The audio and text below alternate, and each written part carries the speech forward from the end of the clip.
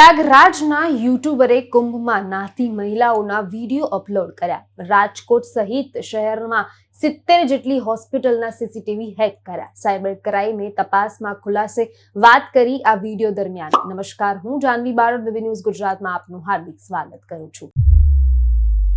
Ahmedabad crime મહિલાઓના checkup સમયમાં આપત્તિજનક સીસીટીવી ફૂટેજ વેચવાના કૃત્ય કરનાર ત્રણેય આરોપીને ઝડપી પાડવામાં આવ્યા છે। તપાસમાં ત્રણેય મહાકુંભમાં સ્નાન કરતી મહિલાઓના પણ વિડીયો વેચ્યા હોવાનો ખુલાસો થયો છે। આ ત્રણેય આરોપી યુટ્યુબ અને ટેલિગ્રામ ચેનલ ઉપર આ પ્રકારના વિડીયો વેચતા હતા।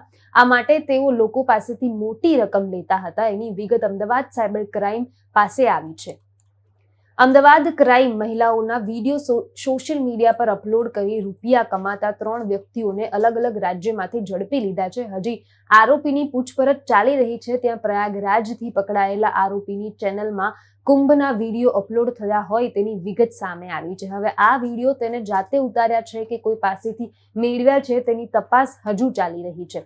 બીજી તરફ આ સમગ્ર તપાસ અલગ અલગ 60 થી 70 હોસ્પિટલના સીસીટીવી હેક થયા છે તેવી શક્યતા સામે આવી છે। અમદાવાદ ક્રાઇમ ટીમ તપાસ કરી રહી છે। સૂત્રો પ્રમાણે મળી આવેલ માહિતી આ કહે છે કે આ વર્ષમાં તેઓએ માત્ર હોસ્પિટલ નહીં પણ હોલ અને થિયેટરના પણ સીસીટીવી હેક કરવામાં આવ્યા છે।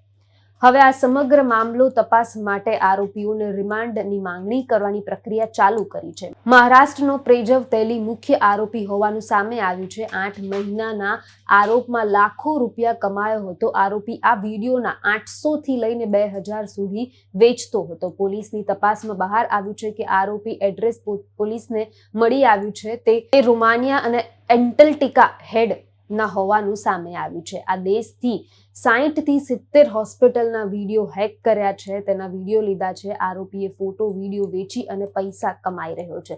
ઉત્તર પ્રદેશના પ્રયાગરાજનો ચંદ્રપ્રકાશ વિડીયો અને ફોટો ઓનલાઈન વેચતો હતો। આરોપીની ટેલિગ્રામ ચેનલમાં 100 થી વધુ સબસ્ક્રાઇબર છે। હોસ્પિટલ ઉપરાંત થિયેટર, મોલ સહિતના વિડીયો મળી આવ્યા છે। પાયલ હોસ્પિટલના ડેટા હેક કરનાર આ વ્યક્તિ છે। પોલીસ સામે અનેક જાણકારી સામે આવી રહી છે। એ મુજબ 2 અલગ અલગ થિયેટર પોલીસ ચકાસી રહી છે। વધુ વિગત સાથે ફરી મુલાકાત કરીશ। હાલ મને રજા આપો। નમસ્કાર।